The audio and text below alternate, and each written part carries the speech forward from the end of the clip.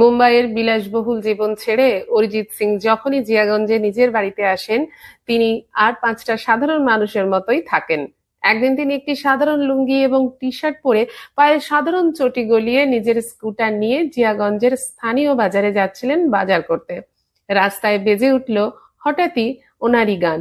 রাস্তা দিয়ে যাওয়ার সময় অরিজিৎ সিং দেখতে পান একটি চায়ের দোকানে এক তরুণ মোবাইল স্পিকারে ফুল ভলিউমে অরিজিৎ সিং এর একটি জনপ্রিয় গান বাজাচ্ছেন এবং চোখ বন্ধ করে খুব আবেগ দিয়ে শুনছেন। অরিজিৎ সিং কৌতূহলবশত তার স্কুটারটি সেই চায়ের দোকানের সামনে থামান। অরিজিৎ সিং স্কুটারে বসেই সেই তরুণ ভক্তকে খুব সাধারণভাবে জিজ্ঞাসা করেন, কি ভাই, কার গান শুনছো এত মন দিয়ে? তরুণটি বেশ বিরক্ত হয়েই উত্তর দেন, আরে দাদা, চেনো নাকি? এটা অরিজিৎ সিং এর গান। উনি পৃথিবীর সেরা গায়ক। ওনার কণ্ঠের কোনো তুলনা হয় না। অরিজিৎ সিং তখন মুচকি হেসে ওনাকে মজা করে বলেন, তাই নাকি? তা এই অরিজিৎ সিং দেখতে কেমন বলো তো? সামনাসামনি দেখলে চিনতে পারবে? ভক্ত তরুণটি তখন বেশ বুক ফুলিয়ে বললেন, চিনতে পারবো না মানে? ওনার প্রত্যেকটা ছবি আমার মুখস্থ। আমি ওনার অন্ধ ভক্ত।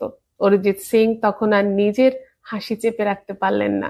তিনি আস্তে করে তার চোখের চশমা আর মুখের মাস্কটি নামিয়ে বললেন, তাহলে একটু ভালো করে তাকিয়ে দেখো তো ভাই, চিনতে পারো কিনা।